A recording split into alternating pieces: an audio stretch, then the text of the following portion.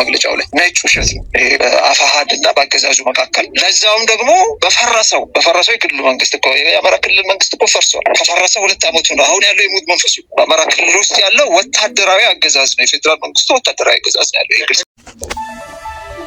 ሰላም ጤና ይስጥልኝ ውድ የተራራው ሚዲያ ቤተሰቦች፣ አሁን ደርሰን ሰበር መረጃ አለን። በፋኖ ኃይሎችና በብልጽግናው መንግስት መካከል እየተካሄደ የሚገኘው የትጥቅ ትግል ተጠናክሮ የቀጠለ ሲሆን በሰሞኑም ከፍተኛ ውጊያና ከፍተኛ ትንቅንቅ መካሄዱም ተዘግቧል። ይህ በእንዲህ እንዳለ በብልጽግናው መንግስትና በአማራ ፋኖ ህዝባዊ ድርጅት መካከል ድርድር ተካሄደ ሲል የብልጽግናው መንግስት በሬ ወለደ የሆነ መግለጫውን አውጥቷል። የብልጽግናው መንግስት በበኩል በመግለጫው የአማራ ፋኖ ህዝባዊ ድርጅትና የአማራ ክልል ብልጽግና ፓርቲ ወይም የአማራ ክልል ፕሬዝዳንት መካከል ስምምነት እንደተካሄደ መግለጫ ወጣ ሲሆን በስምምነቱም የአማራ ክልል መንግስትና የአማራ ህዝባዊ ድርጅት ወክለው የተቀመጡት ካፒቴን ማስረሻ ሰጤ በኩል ስምምነት የተደረገም ሲሆን በስምምነቱም የአፍሪካ ህብረት ኮሚሽን እና ኢጋድ አብረውም እንደነበሩ ገልጿል። ይህ በእንዲህ እንዳለ የአማራ ፋኖ ህዝባዊ ድርጅት ሊቀመንበር የሆኑት እስክንድር ነጋ በበኩላቸው በአማራ ፋኖ ህዝባዊ ድርጅት መካከልና በብልጽግናው መንግስት መካከል ምንም አይነት ድርድርም ሆነ ምንም አይነት ስምምነት እንዳልተፈራረሙም መግለጫ ወጥተዋል። የአማራ ፋኖ ህዝባዊ ድርጅት ሊቀመንበር እስክንድር ነጋ በበኩላቸው ብልጽግና የተለመደ በሬ ወለደ ትርክቱን ቀጥሏል ያሉ ሲሆን በድርጅታቸው በኩልና በብልጽግናው መንግስት መካከል ምንም አይነት የተካሄደ ድርድርም ይሁን ምንም አይነት ስምምነት አልተፈራረምንም። አቶ ማስረሻ ሰጤም ከዚህ ቀደም ከድርጅቱ ተባረውና ከአባልነትም ይሁን ከአመራርነት የታገዱ መሆናቸውንና የአማራ ፋኖ ህዝባዊ ድርጅት የማይወክሉ መሆናቸውንም በመግለጫቸው ገልጸዋል። ይህ በእንዲህ እንዳለ የአማራ ፋኖ ህዝባዊ ድርጅት ሊቀመንበር እስክንድር ነጋ በበኩላቸው የብልጽግናው መንግስት ይህን በማለቱ ብዙም አንገረምም ያሉ ሲሆን ምክንያቱም የዕለት ለዕለት ተግባሩ መሆኑንም እናውቃለን ሲሉም ገልጸዋል።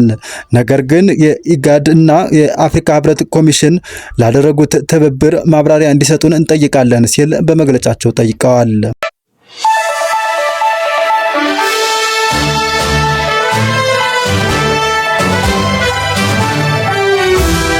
ከረዥም ጊዜ በኋላ በመገናኘታችን በጣም ደስ ብሎኛል። አንተንም አድማጮችንም ሰላም ማለት ፈልጋለሁ። አዎ ዛሬ እንግዲህ የአፍሪካ ህብረትን በሚመለከት የአፍሪካ ህብረትና ኢጋድን በሚመለከት አንድ መግለጫ አውጥተናል። ያው ትናንትና እንደምታስታውሰው አንድ የሐሰት የሰላም ስምምነት ተደርጓል የሚል ዜና ነበር እና እሱን ዜና አስመልክቶ የመንግስት ሚዲያዎች ሲዘግቡ የአፍሪካ ህብረትና ኢጋድ በአደራዳሪነት ተገኝቶ ነበር በአፋሃድና በአገዛዙ መካከል በተደረገው ስምምነት ማለት ነው ነበረው ድርድር እነሱ የምናባዊ ድርድራቸውን የሚመለከት ተገኝተው ነበር ያሉት ነገር ነበርና እሱን አስመልክቶ በርካታ ጥያቄዎች ቀርበውልናል።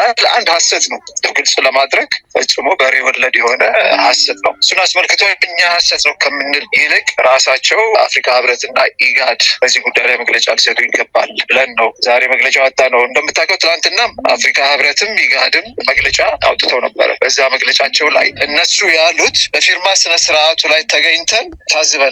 የፊርማ ስነ ስርዓቱን ማለት ነው እንጂ ሂደቱን አይደለም። እነሱ እንደሚሉት ተደረገ የሚባለው ድርድር ላይ ተገኝተን ታዝበን መጨረሻ ላይ የፊርማ ስነ ስርዓቱ ላይ ተገኘን አላሉ። ግን እንደዛች ብለው በፊርማ ስነ ስርዓቱ ላይ ተገኘን ብለው መግለጫ ስላወጡ እሱን በአጠቃላይ ድርድር ነበርና የድርድሩን በሙሉ እነሱ በአደራዳሪነት ተገኝተው ነገሩ ሙሉ ለሙሉ ታዝበውታል ወደሚል ነገር ስለሄደ እና ማብራሪያ ስለሚያስፈልገው እኛ ሐሰት ነው ብለን እውነቱን ከመናገር ባሻገር የጉዳዩ ባለቤቶች የሆኑት አፍሪካ ህብረትና ኢጋድ በጉዳዩ ላይ መግለጫ ቢሰጡ ይሻላል ብለን ነው ዛሬ መግለጫ ያወጣነው። ባወጣነው መግለጫ 2 ነጥቦችን ያነሳ ነው። አንድ አፍሪካ ህብረትን በሚመለከት ከአፍሪካ ህብረት ጋር በ2 ደረጃ ላይ ድርድሩ እንኳን ተደረገ የሚባለው ከዚህ ከሙት መንፈስ ጋር ነው እና እሱ ነው ነጭ ውሸት ነው ያልኩት። ከነዚህ ተቋማት የተደረገውን ግንኙነት ነጭ ውሸት ነው ያልኩኝ አይደለም። ምን ችግር አለው ከነሱ ጋር? ዓለም አቀፍ ተቋማት ናቸው። ኢጋድ በወርቅነህ ገበየሁ የሚመራ ቢሆን ኢጋድ የወርቅነህ ገበየሁ አይደለም፣ በአፍሪካ ቀንድ ያለው ሀብት ነው። ስለዚህ ለዛ እውቅና ሰጥተን ነው ያገኘ ነው። ልክ እንደ አፍሪካ ህብረት ማለት ነው የአካባቢው ተቋም ነው። አፍሪካ ህብረት አህጉራዊ